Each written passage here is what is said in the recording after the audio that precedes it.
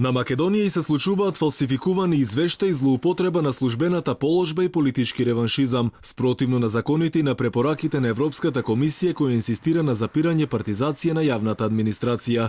Државните институции, министерствата и владата на голема врата периодов незаконски разрешувале директори и ги прераспределувале на други работни места. Ова за Алфа го изјави адвокатот Сузана Батковска, според која ваквиот потек бил инициран од поплаките на граѓаните за работењето на одделни центри за вработување низ државата. Вели дека Агенцијата за вработување на голема врата продолжува со практиката за прераспределување на вработените од еден во друг град. Батковска, која полномошно застапува 10 раководители, вели дека 7 од нив немаат право на жалба, што е спротивно на закон. Според неа, директорите поднеле приговори кои биле изложени на малтретирање, измислени дисциплински постапки, како и незаконито постапување на Комисијата за администрација кон дел од работниците кои сега на дел им бил изречен отказ. Нерегуларностите во Агенција за вработување на Република Македонија продолжуваат и понатака.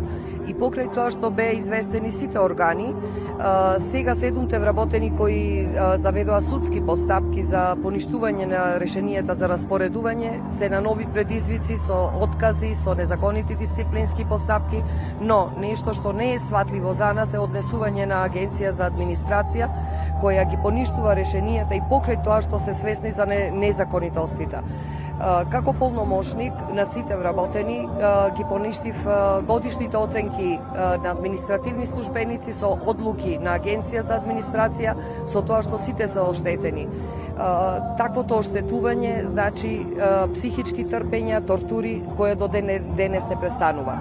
Батковска вели дека во Агенцијата за вработување со решенија за распоредување поради мобилност се препраќаат раководители на центри за вработување спротивно на програмата на Агенцијата. Решенијата, вели, биле без право на жалба. Дел од досегашните раководители вели дека тешко би се вратиле на местото каде досега работеле. Повеќето биле присилени да патуваат и до 100 па и 150 километри од нивното живење, без притоа да им се платат патни трошоци или двојна живеачка. Сега, вели, на местото од разместените директори биле именувани луѓе кои немале Б4 категорија, односно раководител. Инаку вработени од Центарот за вработување од Кочани повеќе од половина година секојдневно патуваат на работа во Штип, Кратово, Берово и Пробиштип. Потоа вработен од Агенцијата во Пробиштип пак доаѓа на работа во Кочани, што е спротивно од законот. Инаку Агенцијата за вработување не е единствен државен орган каде вработените се испраќаат на други работни места, вели Батковска. Предходно синдикатите реагираа на законски измени според кои секој вработен во администрацијата може да биде испратен на работа во било кој друг град. Дел од овие прераспределување завршуваат на суд поради оправданоста на одлуката или почесто за плаќањето на патните трошоци.